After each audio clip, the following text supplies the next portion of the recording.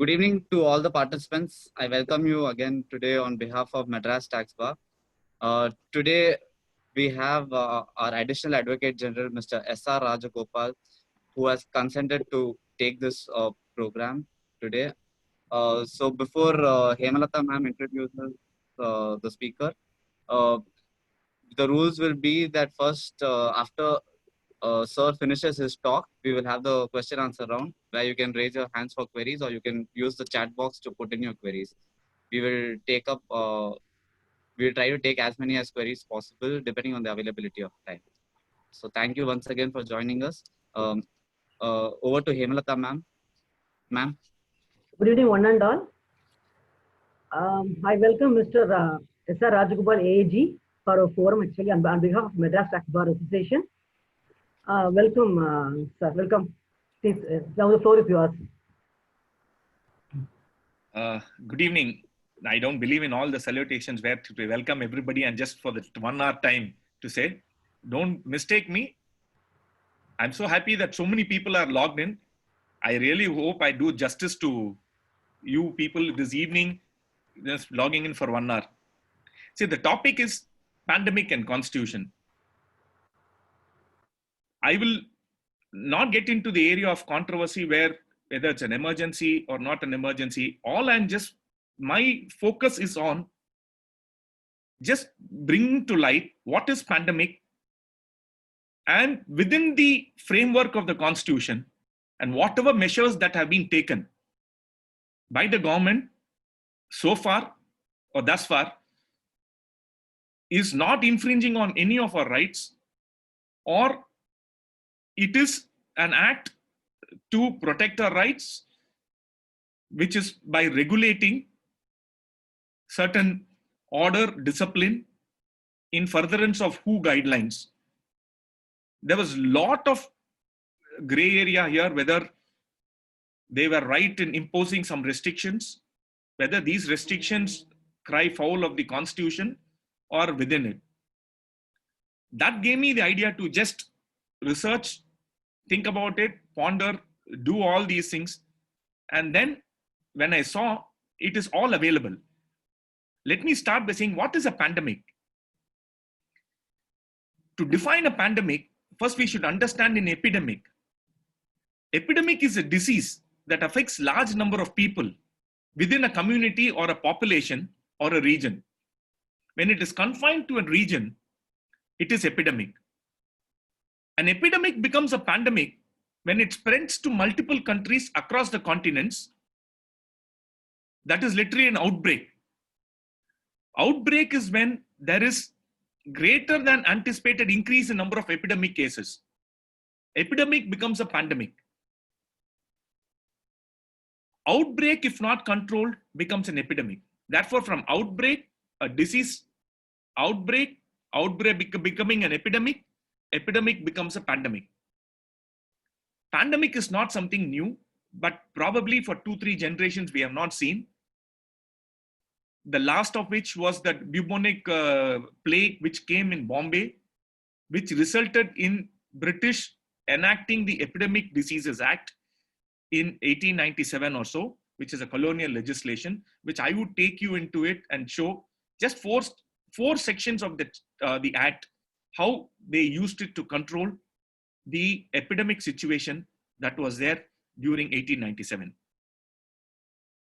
Now, why are we saying that there is a pandemic now? It is because of spread of COVID disease caused by various viruses. Probably it is not right on my part to go into that aspect because that is more a medical or biological, the medical terminology and doctors and other scientists' role to do it. We know that it's a COVID. COVID has spread. When it was limited to Wuhan, China, it became an epidemic. When it moved to the countries, now it is becoming a pandemic. Post declaration of pandemic, World Health Organization, WHO, devolved certain guidelines, gave some directions to various countries. All these countries have been following those guidelines, be it on the medical as well as to control the pandemic situation in the respective countries. Now let's come to our constitution. I'm very sure that it is like taking owl to Athens or selling ice to Eskimos. If I have to talk about our constitution to all of you, as people of the tax bar, you would have seen it more, or you people are more versed in the provisions, interpreting it, because every day you have a notification or a clarification or a circular which is being challenged. You all get to see it more than what we all do. I'm really jealous of it. Probably I should have branched out to this branch of tax law. Anyway, that keeping it aside, Constitution in a layman's term is a document which lays down the framework demarcating fundamental political code, duties of government, set forth the fundamental rights, directive principles and duties of citizens. It was adopted on 26/11/1949 and came into effect from 26/1/1950. Very rudimentary, but for completion's sake, I'm just making this. Why that becomes the dates become of relevant is when I deal with the Disaster Management Act, which came in 2005, and the Epidemic Diseases Act, which was enacted in 1897. How it has an impact, or how it doesn't fall foul of Constitution, I would just take these things, and these colonial legislation which continued, or how it has continued. We all know that the Constitution is divided into 22 parts. For today's topic, I would confine it only to part 3. All of us know what is part 3. Part 3 is fundamental rights. Broadly speaking, or broadly dividing these fundamental rights, it can be done in 6 parts, or 6 rights are enshrined in part 3. What are those 6 rights broadly which are being enshrined? Are right to equality, which is there in Article 14 to 16 and 18. Abolition of untouchability, which is Article 17. Right to freedom, which is Article 19 and 20. Right to exploitation, which is 23 and 24. Freedom of religion, which is 25 to 28. Cultural and educational right, which is 29 and 30. Right to constitutional remedy, which is 32. 31, we all know, is not there. These are guaranteed under the Constitution, and these are the fundamental rights from which we have the right. Now, I would discuss about how this pandemic, or the steps which have been taken thus far by the government, by various notifications, doesn't infringe on any of these fundamental rights, or the restrictions that is imposed by the government, by the notifications, is within the framework, and it is only regulating these rights and not infringing on the rights. Once we saw these 6 parts, these 6 rights which are enshrined. Now let's keep this aside, come to Epidemic Diseases Act. As I said, it's a colonial legislation enacted on 4th of February 1897 with an object to provide better prevention of the spread of dangerous epidemic disease. This act has an history and was brought during the onset of bubonic plague in British Bombay. The act, as I said, contains only 4 sections. I'm so sorry, I will just take it. It contains only 4 sections. As you know that on the 22nd of April 2020, there was an ordinance which was brought in to amend the act, incorporating various amendments which enlarges the scope and powers of the central government and the state government, and bringing in penalty powers or penalizing powers against act of violence against these people, healthcare service people and doctors, or healthcare personnel, I would say. I would deal with this little down later. There, section 2 and section 2A, as after this, that is the meat of the enactment, where the powers are vested with the state government and the central government to take special measures and prescribe regulations with respect to dangerous epidemic disease. section 2 and 2A. I don't want to really read it. If relevant at that point, if I feel that it is there, I would just really read the two provisions, which is really of interest. 2A confers sweeping powers to the central government and empowers to take any measures to prescribe regulations, to inspect any vehicle, vessel, train, or on any traveler who does this travel. Why is this 2A being done? When an epidemic disease, how does it spread? As I told you that an epidemic becomes a pandemic once it spreads across multiple countries and continents. Therefore, the act which is being brought in to provide for better prevention of the spread of the disease has to regulate the movement, because all these epidemic diseases have an history where only because the spread is because there is movement of these people who have been tested positive. I would like to add on here to say, I don't think and any of the person who have been tested positive, there is any stigma attached to them. It is just a flu of a higher category or a higher level. So all these to spread, to contain the spread or to regulate the people who are infected and keep them confined to certain areas. This act was enacted. As I told you, this Epidemic Diseases Act, a colonial legislation, was brought in for the bubonic plague in British Bombay. At that time, it was confined, the act, if you read the original act, it confines itself only to passengers in a vessel, that is ship. And because the travel was then predominantly only seaborne and airborne was not there, probably because of which they did not think about it. This enactment, post our constitution coming into force or being adopted by us, has not been repealed.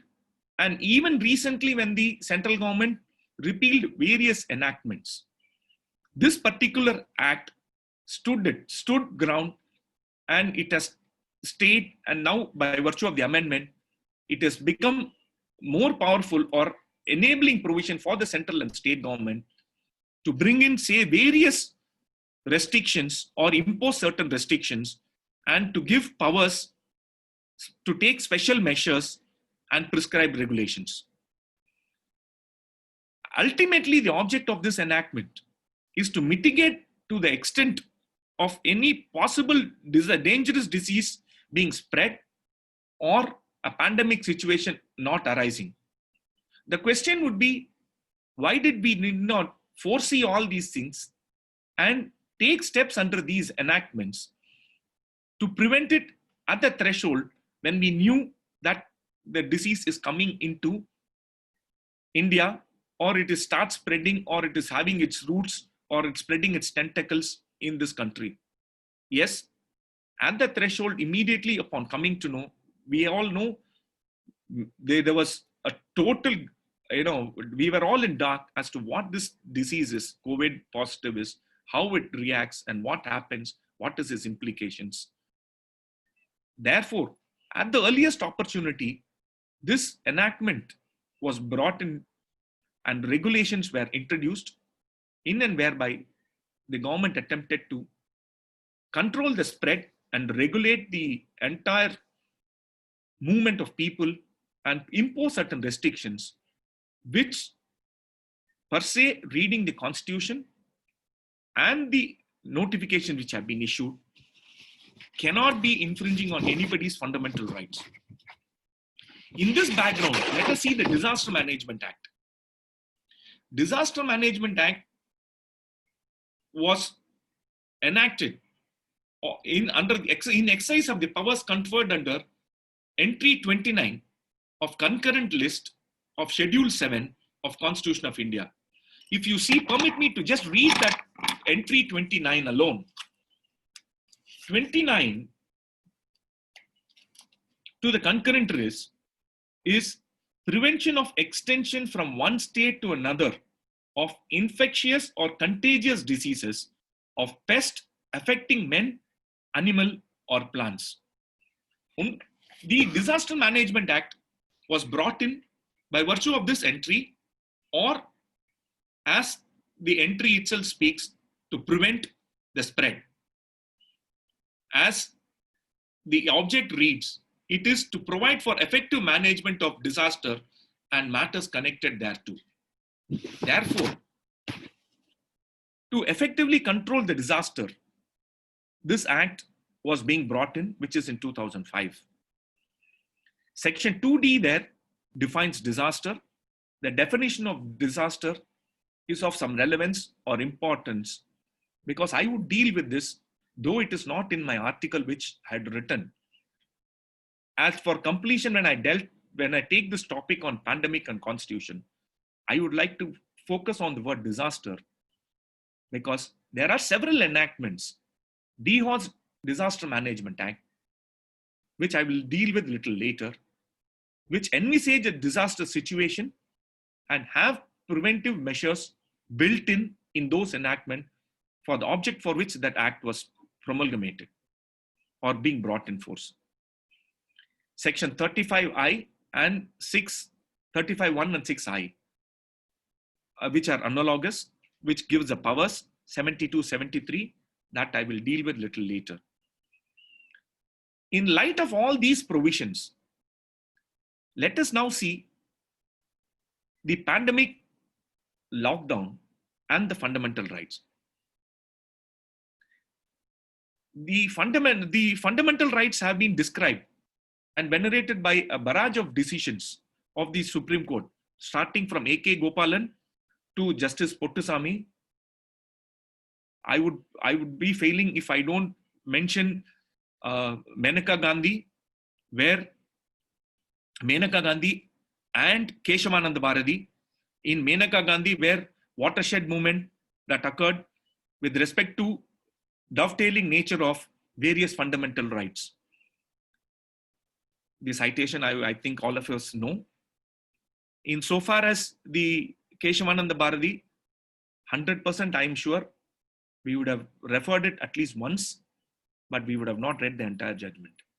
Nor have I. I've read it only on compartments and the views of the various judges.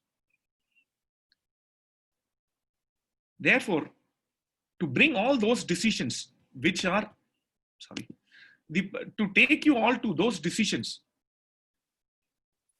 most of these speakers I have seen, all of them have dealt with. So I would not like to repeat or again bring it to this forum and tell you on what is Maneka Gandhi, what happened, what is Justice Pottusamy, what right was dealt with. Not that it's really time consuming. I want to keep it more to a niche area of pandemic and constitution and what these regulations, notifications, and how they don't cry for.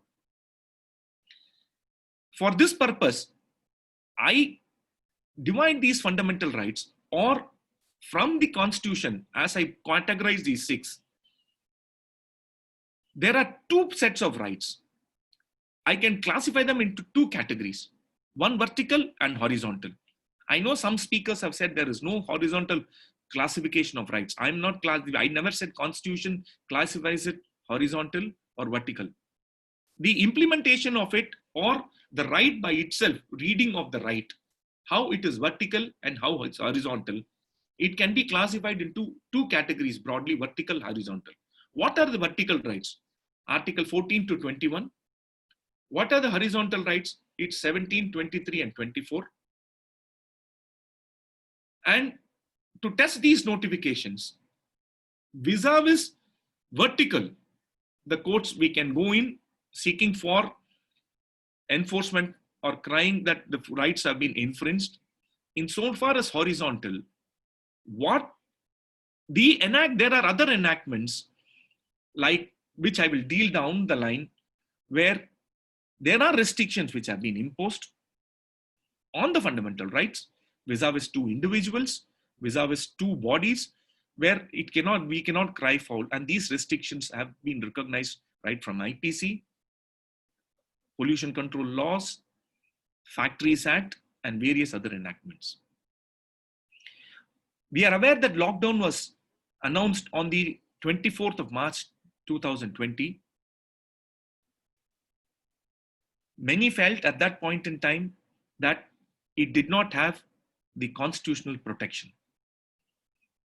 The test would be whether it did have or did not have, for which we have to see what the lockdown did, or what happened, or what was being done by the lockdown. Whether our rights have been taken away, the answer would be no. Our fundamental rights were not taken away, were not suspended. They were only regulated. What did the lockdown do? Broadly, it imposed restriction on movement of people from one place to another, from one state to another, from one city to another, it restricted movement, not only of people, vehicular movement, suspended air travel, suspended train, and all kinds of travel. There were restrictions. Not stopping there, if the people could not move, what is the resultant? There was a shutdown. Shutdown of what? These shops. Why is that shutdown being done? As I said, this is more on a personal or contact. These disease is found, or as per the WHO guidelines, said to spread. So they had a kind of shutdown or a restriction on opening of the establishments or transactions to deal with, so that the people can be confined, or there can be a restriction of them to move around or not to move around and go out. So that restriction of shutdown was there. Yes, there were exemptions in the notification itself, which said some essential activities like healthcare, police personnel, critical government servants, work, that was not affected. It was permitted to be carried on. And there was no, I wouldn't say there was any regulation on them. The activities as normal was permitted, or I don't find that there is any kind of regulation or restriction on them. So they were permitted to be carried on, and it was carried on. Why was this all done? Doctrine of parens patriae were imposing obligation on the state to protect persons under disability. What is a disability? A disability does not mean that I lost my limb or I'm disabled of movement. Yes, this pandemic situation has resulted in a temporary disability of we don't know how or when, who would be the carrier or how it spread. At that particular point in time, everything was totally not known or still being researched or pondered on how would the spread is happening. Therefore, these restrictions of lockdown and shutdown, which were brought in by notification, imposed certain reasonable restrictions, and those restrictions are provided under the Constitution under 1905 or 6 and are not violative of any of the fundamental rights. The aim of this particular lockdown, or what is happening, I'm not canvassing I'm not voicing any of the government's view. I'm just looking at this as a citizen, whether I'm affected. Please don't get me wrong that I'm voicing out any political view. It is not so. My attempt is not also that. What was the aim of these notifications? As I told you, that I just pondered upon, just thinking, lying down at home and looking at the room ceiling. Why did the restriction? Why can't we do? Why is it affecting my right or not? The result is what the thought gave me. The result is the article and what is resulted me in speaking to you. It is an aim, Lord. The notification aim is to check the spread, safeguard the public, and in the interest of general public, because most of the population is rural area, rural background, where the spread, education or literacy rates were less. Like there are some states where the literacy is far below compared to where, say, various places put together. WHO guidelines and directives also mandated to have these kind of restrictions. Was India alone an exception or other countries followed? Various countries like England, Italy, Hong Kong for that matter, and even China had this kind of lockdown or shutdown, restrictions on travel, and world over we would have seen there is restriction on air travel or by ship travel, and none of us are able to move. Is this restriction a reasonable one? Is what I would like to deal with and emphasize. In my opinion, it is not unreasonable at all, and it is all restriction which are reasonable. Added to this, what would have been the reasoning for imposing these restrictions is the interest of general public at large, and also the social distancing concept which you have brought in, which is, though I have heard at least many people at this point in time say that it was prevalent in our part of the world where we don't, greet people by hugging, or we just do namaste and just say and maintain the distance. That is what is being brought in. Yeah, we were all mandated to wear a mask when we travel, whether they mandate or not. Once it comes to health hazards, we as citizens who are so conscious of life and want to live will wear even a 2-layer or a 3-layer mask. And I don't think we need any kind of advice or direction from anybody. We do it. Various states have issued various notifications. All those state restrictions are all under the Disaster Management Act. As I said, these notifications do not suspend any kind of fundamental right or clip the fundamental right. It only regulates. Then it leaves us to a question which I did not want to deal, but for completion, I would really like to mention it.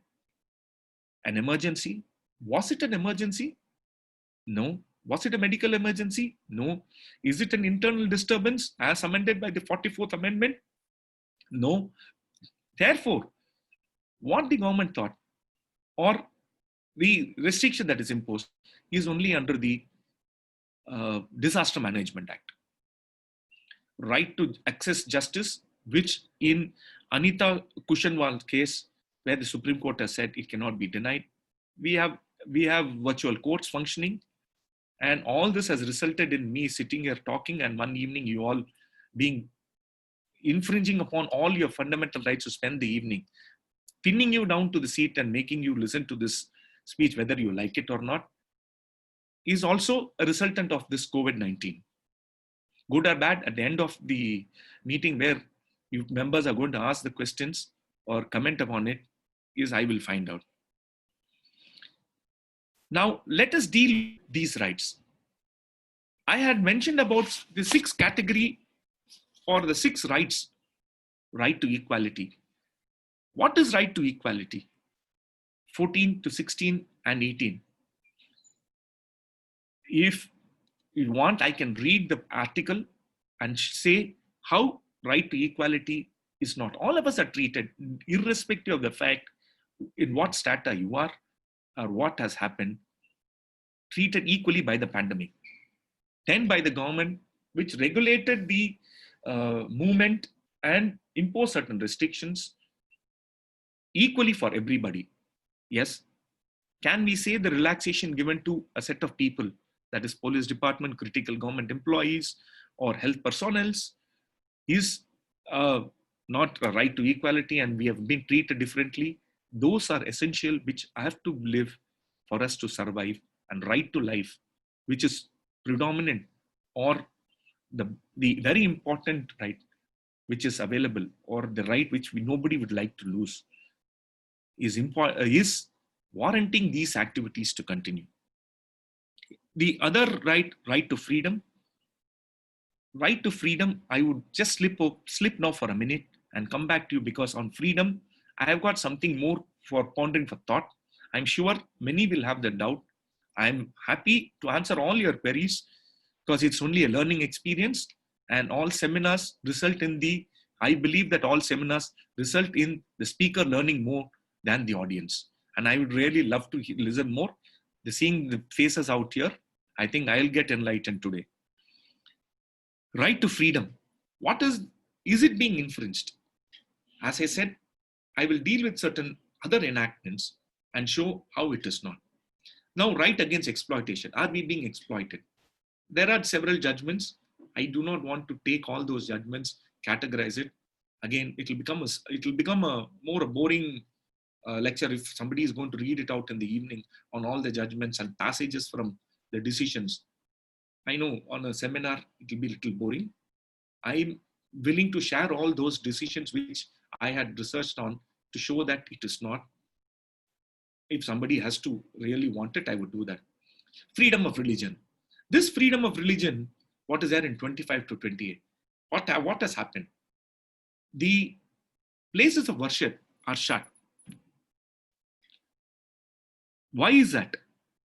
When right to life, right to health, and the government obligation to take care of the state and in interest of public at large, to avoid gatherings, ensure that the spread doesn't happen, the freedom of religion, the restriction of the religious places being shut has been imposed. This pandemic has brought in where, yes, most of us confined to the houses, many even to rooms or one particular place, not more than that. Even the right to worship, which is not denied or taken away, which we can do it at a house, only in a religious place of temple, church, mosque, or whichever, where there's public gathering, there is a restriction which has been imposed. That right, particular right, by virtue of various other aspects which are taken into consideration for issuing that restriction, is very reasonable and cannot be infringing on anybody's fundamental right. Cultural and educational right, right to invoke constitutional remedy. Cultural and educational right, I don't think there is anything to deal with it much. Now leaving us to deal with only two. One, on the religious freedom for religion, and two, freedom right, where right to freedom has been said where our movement and everything is being clipped or controlled. So these two alone I'll have to deal. I would like to remind all of you, we would have seen certain provisions in other enactments. Like, let us take, for example, the Indian Penal Code. Indian Penal Code, if you permit me, I'll just take the provision because the language therein, I would like to stick on by seeing the provision itself. Section 268, public nuisance. A person is guilty of public nuisance who does any act or is guilty of illegal omission to do an act. The act or omission must cause any common injury, danger, or annoyance to public or to people in general who dwell or occupy property in the vicinity, or must necessarily cause injury, obstruction, danger, or annoyance to person who may occasion to use any public right. Therefore, we see, for example, on the Indian Penal Code, section 268 to 278, where it speaks of public nuisance, negligence, act likely to spread infection of disease dangerous to life. 270, malignant act likely to spread infection of disease dangerous to life.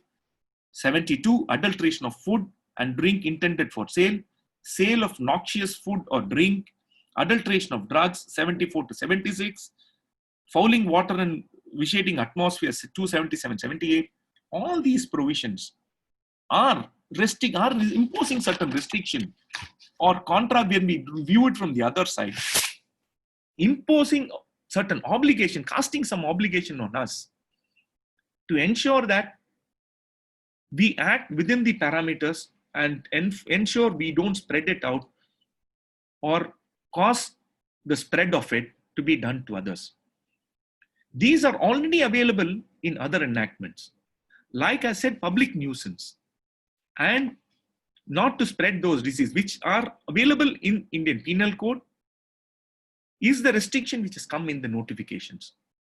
If we say this notification is a foul, or the pandemic has resulted us in staying in within your doors and restricted our movement, and it infringes on the constitution. These provisions also showed the validity of these provisions have been tested or stood the time and are being enforced strictly in for various other reasons, not for the pandemic, and also, yes, during the pandemic in some places. Likewise, let us deal with air and pollution, the prevention of air loss. There in air loss, air pollution caused by any industry, the said act itself is exposing somebody to be penalized. Likewise, the Wildlife Protection Act, where the government has got the power to include any species in the Schedule 1 to 4, where we can hunt, or Schedule 5, where it cannot prohibited. That also imposes some restrictions. Even if it is found within our estate, we cannot do it. There are various enactments. Factories Act cast an obligation or imposition on people. Forest Conservation Act, we cannot do certain acts in and whereby the conservation of forest or any other is being hampered with, or the wildlife, there is any threat. We have seen several cases which are pending in the courts. Therefore, all these enactments which are available or which are already in vogue, the right to freedom is regulated, or if we have to stretch it, we can say is restricted. Such a restriction is a reasonable restriction and not a restriction which would amount to infringing on the fundamental rights. Yes, difference between constitutional rights, right, like right to vote, which is guaranteed by the Constitution, and the fundamental rights. The fundamental rights we are dealing with part 3, those fundamental rights are not infringed or are no way clipped or taken away or suspended during this pandemic period. Similarly, when we deal with the aspect of religious, that is still pending in Supreme Court in 1 or 2 decisions, where even the right to religion or a person who can there be restriction? Yes, even in the Sabrimala temple case, the view might be there a difference of opinion. I don't want to get into that controversy now at this point in time for this particular seminar or webinar. I would just confine it only to say that those restrictions which have been imposed, from the touchstone of reasonableness, they are all reasonable restrictions. Let us see this Disaster Management Act. Before we see Disaster Management Act, we can see this Epidemic Diseases Act of 1897, which had 4 provisions, 4 sections.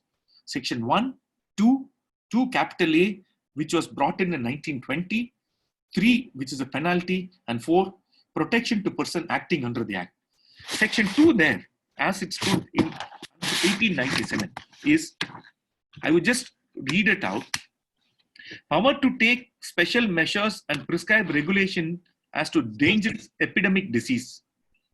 When at any time the state government is satisfied that the state or any part thereof is visited by or threatened with an outbreak of any dangerous epidemic disease, the state government, if it thinks that the ordinary provisions of law for the time being in force are insufficient for the purpose, may take or require or empower any person to take such measures, and by public notice prescribe such temporary regulations to be observed by public or by any person or class of persons as it shall deem necessary to prevent the outbreak of such disease or the spread thereof, and may determine in what manner and by whom any expense incurred, including compensation if any, shall be defrayed. Section 2A, power of the central government is given. This power of the central government, when the central government is satisfied that India or any part thereof is visited by or threatened with an outbreak of any dangerous epidemic disease, and that the ordinary provisions of law for the time being in force are insufficient to prevent the outbreak of such disease or spread thereof, the central government may take measures and prescribe regulations for inspection of any ship or vessel leaving or arriving at the port in the territories to which this act extends, and for such detention thereof, or any person intending to sail therein or arriving thereby as may be necessary. Therefore, this restriction of travel, which is what many of us and all of us complain, is a very reasonable one on the touchstone of Epidemic Diseases Act. The ordinance which has come in on the 22nd April imposes or empowers the state and central government for all penal actions. There are and protects the healthcare workers. That ordinance provisions, I should have actually put it as a PowerPoint and put it on the screen than reading it. I'm not reading that ordinance. An ordinance copy is available online also. Somebody can see it. Insofar as the Disaster Management Act is concerned, which came in force on the 23rd December 2005. When was this 23rd December 2005? I think it is more or less to the tsunami situation, where disaster is being defined in 2D. 2D disaster means a catastrophe, mishap, calamity, or grave occurrence in any area arising from natural or man-made causes or by accident or negligence, which result in substantial loss of life or human sufferings, or damage to and destruction of property, or damage to or degradation of environment, and in such of nature or magnitude as to be beyond the coping capacity of community of the affected area. Disaster management is contemplated. Chapter 2 deals with the National Disaster Management Authority. Chapter 3 with the State Disaster Management Authority. Chapter 4 with District Disaster Management Authority. Chapter 5, Measures of the Government for Disaster Management. Under that, Central Government 35. Central Government is to take measures. The measures are stipulated. Those measures are resulted in notification. And the other provision under Chapter 6 is local authorities. Chapter 7, National Institute of Disaster Management. Chapter 8, thereof, finance audit, and the general provisions miscellaneous, which is Chapter 9. Section 61 onwards. There are 2-3 provisions which will be of interest. Payment of compensation, power to requisition for resource provisions of vehicle for rescue operations, all this Chapter 9, which empowers and based on which the regulations are being given. Interestingly, what came to my mind, or what would I thought would be pondering in I'm sorry, 1 minute.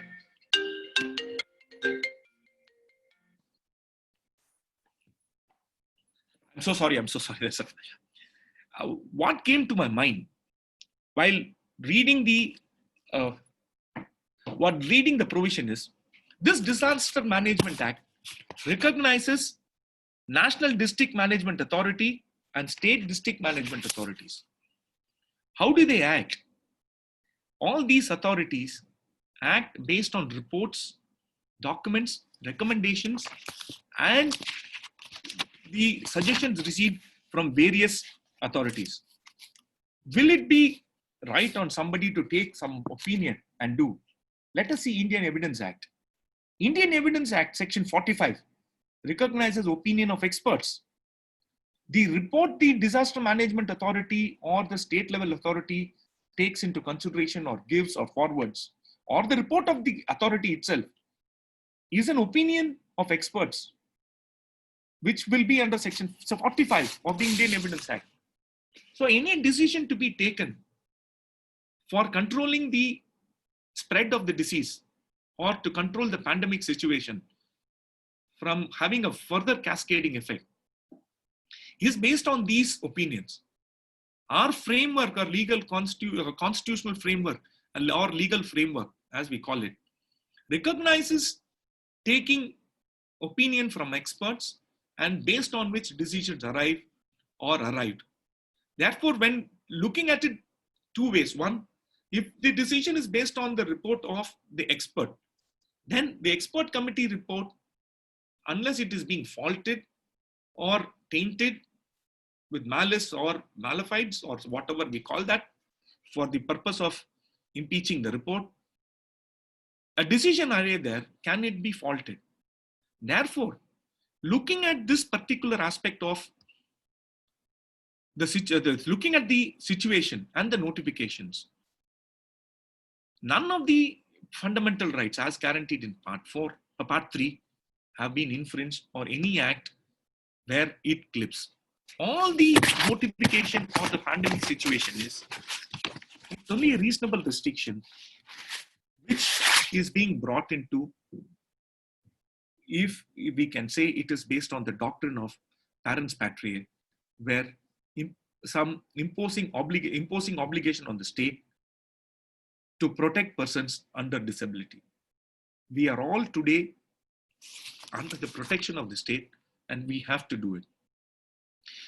That is why the government, or everybody in one voice, in unison, we are saying, let us stay at home, let us not rest, let us not have unnecessary movements. Like just before the webinar started, I was having a discussion with one of your colleagues, where we thought even till 2022, the restriction of travel abroad, we should not venture into traveling abroad, and we should keep at home or stay in India. Why? The fear is because what will happen and what it is going to happen, how it is going to end, we don't know. All we pray it should end well and without any further damage or without any loss of life.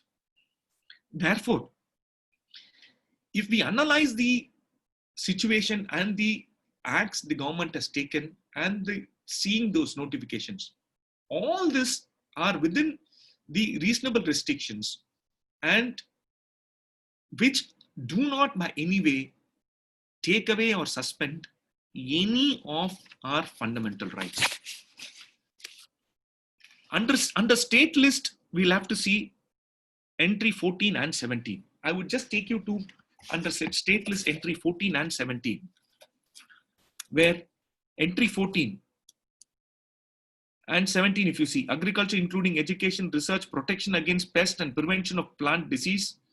17, water, that is to say water supplies, irrigation, canals, drainage, embankment, water storage and water power subject to provision under entry 56 of list 1. Here they say first it spreads by the droplets which comes from the infected person. If it spreads in water, what is going to happen and how it is going to spread, since we don't know, the state is under the obligation. If we see Article 21, it casts a positive obligation on the state to take all possible steps for prevention, get preparedness for mitigating any kind of disaster. Therefore, we fall back again to disaster definition. Disaster definition, which I read, is so, it encompasses within itself all these situations.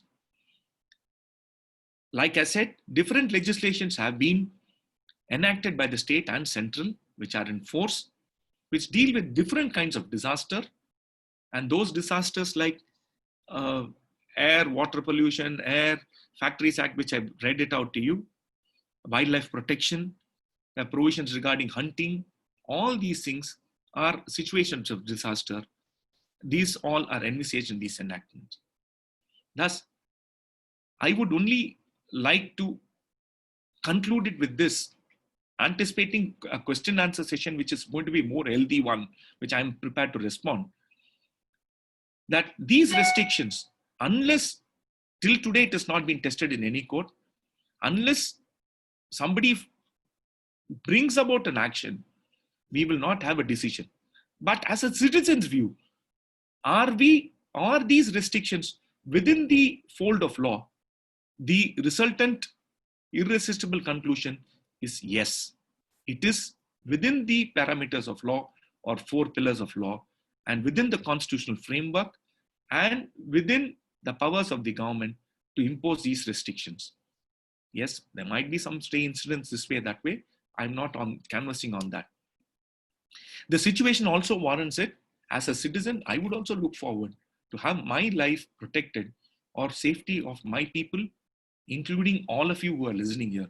Therefore, these notifications are necessary for the time, and the pandemic has brought in the government to issue these notification to prevent further disaster. I am open to the questions. Anything on this, I thought I would respond to them. Yes, I should have dealt with more on the judgments, but all of us have seen those judgments.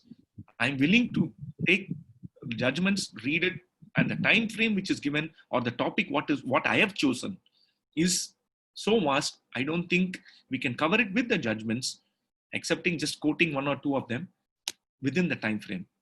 So I would open up the hall for all of you, whoever wants to ask anything. Yes, on my research, if there is something which is pointed out that I had not looked into, and genuinely if I have not, I will surely try to answer it, or I take it and research it. I'm open to the hall to ask any questions. Thank you, sir. Thank you for that wonderful talk on the topic. So the floor is open for all the participants. If you have any queries, you can ask, or you can put them in the chat box, or you can put it forward to sir. So there's one question which is in the chat box sent to me. I will ask that question, sir. The question is, what are your views on right to privacy and contact tracing based on this COVID-19? Yes.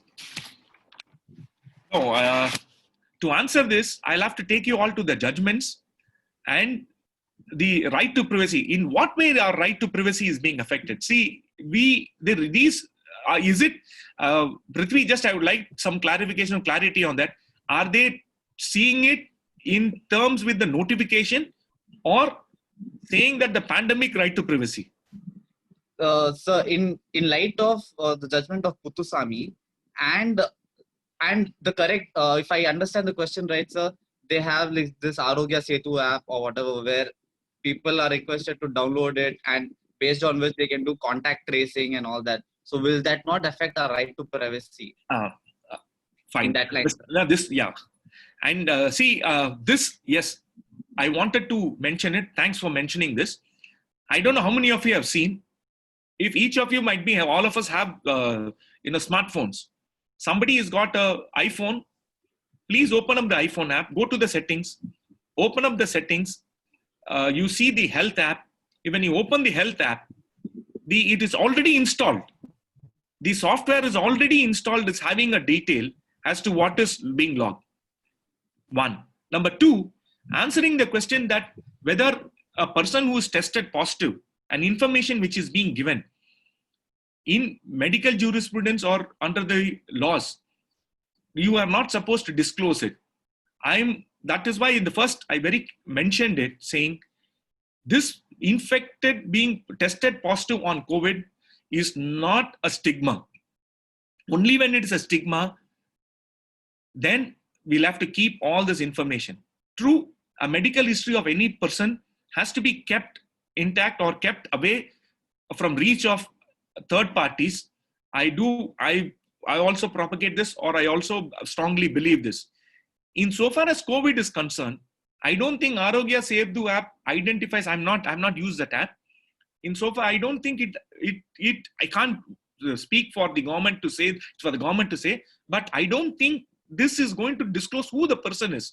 Probably it is going to blink where somebody is available there. If we see that if an information is given saying it is S.R. Rajagopal who is living at this address and this is his phone number, probably this is infringing on the privacy. But insofar as dealing with the pandemic situation and the notifications, which this webinar was, I don't think this would infringe. A detailed compilation, the government today says, I have 20,000 people. We have regulated saying hotspots. If somebody is detected positive in a building, the building is notified. People come to know. Therefore, I don't think there will be any kind of infringement by government doing it by preventing some other people or notifying, like saying, very crude to say, beware of something inside the house, don't come inside. Warning, a statutory warning, like on the cigarette or on the liquor or on the door, saying don't beware. I don't think it is going to be infringing. But yes, if they share with the details, her personal medical histories, yes, it will. 100% it will. And honestly saying, this particular Arogya Setu app or the information which the question pertains to, I have not explored during writing of the article or for the purpose of this speech. Yes, it's a food for thought. I would also do it. And whoever is the person who has asked the question, I would really like to know on what basis he has put it. Let us see. It's educative. We learn together. Thank you, sir. So there's one question. Before we go to Dr. Krishnanand, who wants to ask a question, there's one more question in the chat box, which I would like to read it out to you, sir. The question is from Asmita Natarajan. So she says, Article 21, as we know, comprises of two aspects, right to life and personal liberty. Encroachment upon the personal liberty of an individual by the state very much falls within the ambit of the article. As a justification in this scenario is to save life, is it right to assume that there has been a compromise on personal liberty, something with very much explicitly given under the Constitution, or in order for the state to safeguard lives? If yes, sir, are we really setting a right precedent? See, her question is, if I understood it right, saying right to Prithvi, can you just repeat the question one more time, please? Yes, I'll share it in the group. Yeah. So that everyone can read that question.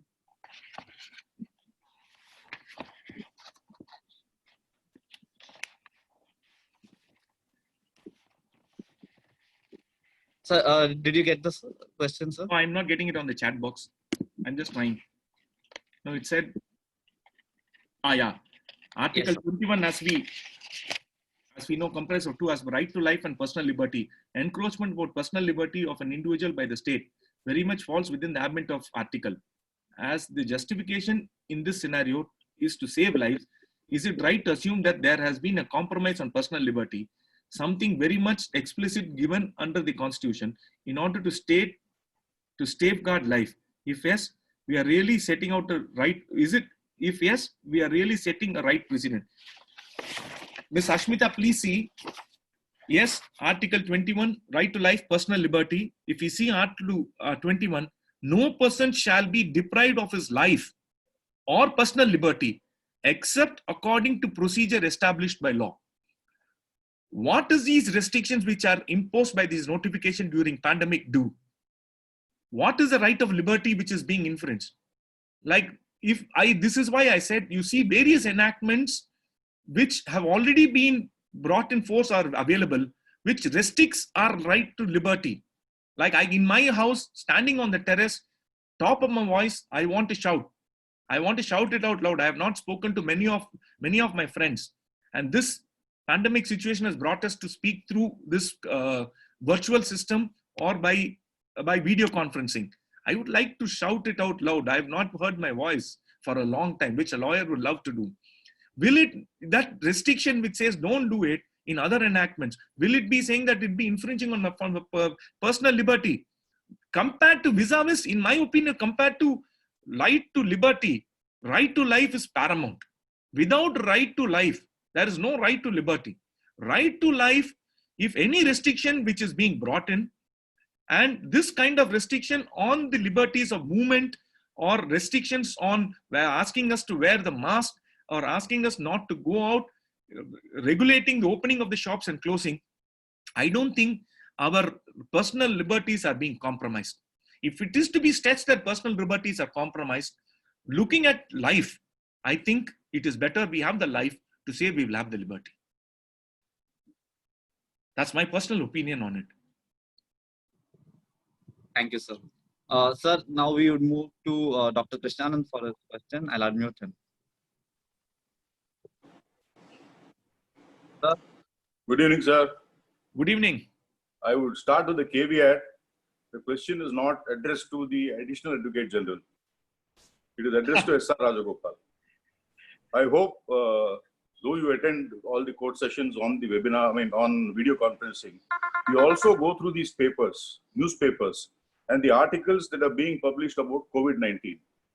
Now, firstly, the government of Tamil Nadu had supposedly imported a few test kits, then returned it back, and again they re-imported a few more test kits. To my knowledge, there is not even a single test kit that can identify COVID-19 as on date throughout the world. Secondly, even before a test kit is available, the government and the pharmaceutical companies are in the process of selling drugs to treat COVID-19. Now, without knowing what is COVID-19, how is the government reacting to this? Question number one. Question number two, obviously you must have received this WhatsApp from Bangalore, where a patient died running from hospital to hospital saying that no beds are available. Oh, isn't it the duty of the government to instruct not only the government hospitals but also the private hospitals not to refuse to receive a patient who is suffering supposedly from COVID-19? Since you have asked me as S.R. Rajagopal, not as an AAG, I can proudly say that the first part of the question, the answer is there. Your question was the first thing, how the government is reacting. As an individual, I cannot say because you have asked me to distance myself from AAG. Exactly. See, basically, I'll come to it. I'll answer it. I will answer it. Yeah. Two, on the beds. Sufficiency of the beds is what is your question. Am I right? Yes. See, insofar as sufficiency of the beds, to my best of my knowledge, yes, I don't want to, I'm not mentioning any names. Please don't get me wrong. Please don't feel offended if somebody innocently are in this. I don't know anybody about this situation. I know at least many people who went to private hospitals, not going to the government hospitals, only for the seeing that it's a stigma and they don't want their other family members to be quarantined. So they go there and they pay up something in the hospital. We can't say. Yes, the hospitals cannot use this as an opportunity to do it. It is very strict. But we have to see it in a different line. I'm not supporting any hospital nor voicing anybody's view. It's my personal view. I have been asked to go to the courts. If I have to be asked to go to the courts, we're doing it on a virtual hearing, I'm comfortable. I would really dare not go to unless it's expedient. And I personally had an experience. We all went to the court in the early first lockdown period when there was a writ petition. The suffering what we all underwent for 2 days, I personally feel that not an enemy of mine should get it. At that point in time, we don't know what the testing is. They had a swab done. The entire family members had the swab. Fortunately, it was negative. And for what reason? Somebody in the campus with testing positive had entered. And all of us were tested so that the community spread. Why should I be tested? I have not even seen that man. See, can I say, no, why are you doing it and say that my liberty or my right is taken away? Yes, as not only as the AAG, as a council, as a citizen, I thought it to myself saying, yes, if innocently I've been somewhere, I got in by surface contact or some other reason, I have come in contact with the disease. Early detection is better than allowing it to grow and spreading it more. Let me not be the cause of spread. I did it. It is an obligation or which is the responsibility which I took on myself. Therefore, it is all particularly to the person how you see it. Insofar as sufficiency of the beds, if I remember right, I don't want to answer it as an AAG. The government has got all the sufficient things. The private hospitals, 1 or 2 incidents which are reported, steps have been taken. Yes, it is inappropriate for those hospitals to fleece, but their version has to be seen. Like what we say that it has got 2 sides, let us test them. Many nurses and many people, like there are people who are complaining the frontline workers are being infected and frontline workers need better protection or precaution. Things happen, we don't know. If I am going to be restricted or confined to certain rules and norms, I would not get infected or I would not spread or I will not get the disease or communicate it. I'll come in contact with that. But outside something happens, yes, this is totally new, a situation only, this should never repeat. I don't want this to be recorded in the history also to tell somebody, this happens, this is the cure. But we don't know. It is totally a virgin land where we are just exploring. And things like what you rightly said, kit somebody says a solution, like what in Tamil we say that edathinna pithan theliyundra mari, will everybody wants to do something, and everybody wants to raise the flag first, saying that I did something wonderful for this cause. Therefore, this is only a trial and error method. And first part of your question, and this, unless somebody from the government answers or responsible, I don't think for this webinar it is relevant. But I would venture to answering because it is from you, and I anticipated something from you, as I told you in the beginning itself, something where it'll coil my legs. No, I'm taking it very lightly. Yeah, I was given to understand that you had a very difficult job of answering a question raised in quote number 2, whether lockdown is going to come back or not. And as you said, it is based on the expert committee's report that the government takes a decision. Now, I'm surprised how the expert committee gives an opinion that they don't know what COVID is. No. Obviously, the government has to act on the expert committee's opinion. There are no two ways about it. On this, I will just, by interrupting this, I would like to answer you straight. Expert committee is not saying on what COVID is. They are not telling about this. How it is spreading and what is the data which is available, how it is being communicated. They are telling these are the hotspots, these are the zones, these are the category of people which have been infected. Your statistics or the data which is available shows that in particular locality, this like declaration of red, green and various and orange zones. Red zone, which is happening now in Chennai, which is being declared as a red zone. This particular thing you will have to impose severe restrictions. In Chennai itself, there are dark red zones where in Royapuram or Thandiyaarpet, don't get me wrong for telling out these area names. I live in a red zone. No. So those particular zones, when they say the committee is suggesting on these things, they are not giving you a solution for the COVID. Okay. They are giving you the decision to impose restrictions. Prevention. Yes, to impose restrictions. Those restrictions which amount to prevention is by the committee's expert reports. Be it the medical team, be it the other team, all of them. So it is not a solution or a cure for the disease, which is being done. Thank you. Thank you, sir. So thank you for taking up all the questions and answering them. I haven't taken, I thought I have a list of questions. I could have put those questions on the chat box and answered it myself. I thought something more. I personally felt that somebody is going to pull my leg on the curfew and the emergency situation, Article 352, whether it should have been done or not. And so where I am really taken on the wrong foot, or I am so delicate, or can't answer it even on the webinar, we don't know what is really happening. Yes, all these things. I think there is one question from Mr. Vasanta Kumar. We'll take up this final question and then we'll close the session. Is this Vasanta Kumar Venkateshan, is it? Yes, sir. I'll just unmute him.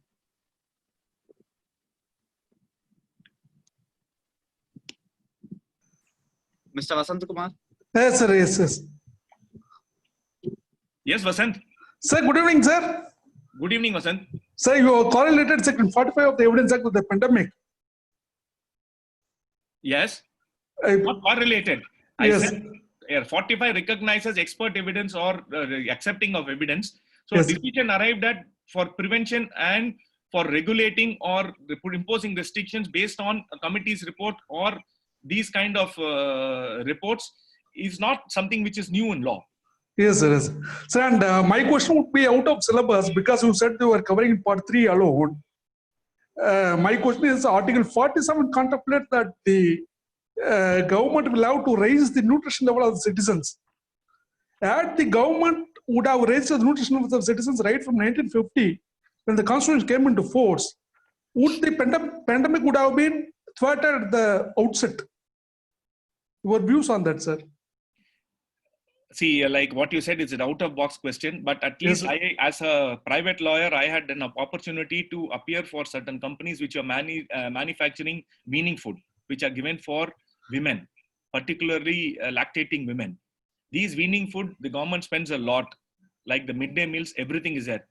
Nutrition, and if you see 47, yes, duty of the state to raise the level of nutrition and standard of living to improve public health. Yes, that is why if you see again, don't get me wrong on voicing any opinion, like the central government saying time and again, construct a toilet in your house. There, that is to for public hygiene and health. and bring in all these restrictions. It has been done. See, I don't know which category, unless we have some statistics in hand that this is the resultant. Your question might be difficult to be answered by a lawyer. It should be done by a politician. Yes, by a lawyer. I, as a citizen than a lawyer or an EAG, when I look at it, yes, there are weaning food, there are midday meals, there are enforcement for toilets, there are health hygienes which have been stipulated. We have been asked not to, like in China, only during the Olympics or so, they said on the streets don't, cause any nuisance. We have been asked not to, but in spite of that, many of us do. It is really happening. It's a moral responsibility one has to take on. It is very difficult in this country, at least as a layman or a citizen, if I'm going to stay and sitting in my house, I will starve for some reason. I don't know if the government can walk into my house and say, I'll give you some nutrition or I'll force feed you. Can we do that? I don't know. Like, very lighter vein, don't get me wrong, Vasan. No, You are happily sitting in Pondicherry where everything is available. That is what I want to hear your voice. That is why I get the question, sir. No. You are sitting happily in Pondicherry where everything is available. Everything is all in inverted quotes. Yes, it was recently only opened, sir, but 2 or 3 weeks I don't know about it. I only said fresh air. Yes, and, sir. Fresh air and movement. Fine. Yes, sir. You are invited to my native. And I have to apply for a pass, which the government has to give. If Vatsal Kumar has to give, I don't mind. Yes, sir. I would take it. Yes, thank you, sir. Thank you very much. Thank you, sir. Sir, I would request Mr. A.P. Srinivas just to tell a few words for concluding the session, and then we can conclude the session, sir. Prithvi, can I just interrupt you for a minute? Yes, sir. Sure, sir. I would request A.P. Srinivas to honestly tell me about the talk, so that, see, if there is some branch in which I would like this particular thing, I do all this kind of research work just for the heck of at least learning. I would like somebody to openly tell me even a criticism on this, so that I can focus on working on the proposition which I intend in some other aspect to do on this subject. So I would really tell, if it was not educative or not relevant or totally out of box way of telling, please do let me know so that I can focus on something which I can use it for. We are really touched by your humble submissions, Mr. AAG, sir. So at the outset, I immensely thank for accepting our invitation, and in spite of your busy schedule, you was able to find and spare some time with us.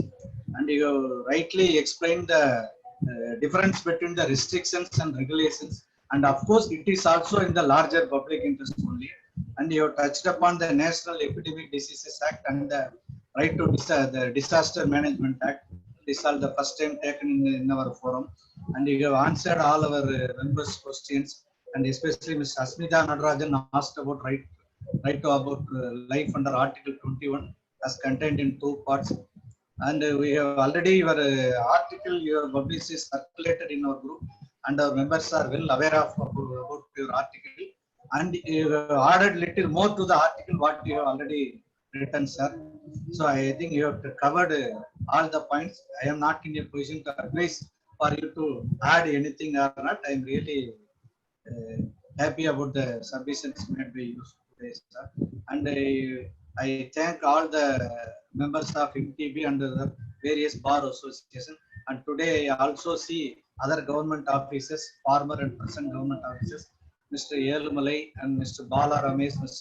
Sri Charan Rangarajan, and there may be other special government leaders also. And I thank all the participants today, sir. And I once again thank Mr. S.R. Rajagopal, both as our friend and member of MTB, and as well as Additional Advocate General of the for the state of Tamil Nadu. And really you presented a white paper, sir, today. What is the pandemic situation and where the right of the citizens stays there. So you really presented a white paper. In this way, I will conclude this session, sir. Thank you. Thank you. Thank you very much, APS, sir. Thank you once again, Rajagopal, sir, for this wonderful session. I hope this session went on very comfortably for you, and and it was very educative for us also to understand what is the implication of this pandemic along with the various rights which are being affected or not. So thank you once again, sir. And thanks to participants for joining us today. So it's our responsibility to stay home and stay safe and prevent this COVID from hurting us in any way possible. So thank you once again. Thank Sir, you. you had to say anything? No, I really thank for this opportunity, and I'm really happy that straightforward questions have been asked, irrespective of the fact that how it is taken. It's all welcome. It's amongst our friends. What is wrong? It's like having over a cup of coffee. We ask some questions. I don't. Nothing is. No offense is meant for by. I know that no offense is meant by asking a question or replying. Thank you very much. Sir. Thank you. once- Good night and stay safe. Thank you. I wish you all the success for your 100th webinar. Huh? You Sure, please, sir. We would love you. We would love to you to also join for our 100th webinar, sir. We will share the 100%. link. I will be there. I'll 100%. Even otherwise, I just follow all these webinars so that I babysit. Arvind's daughter. Yes.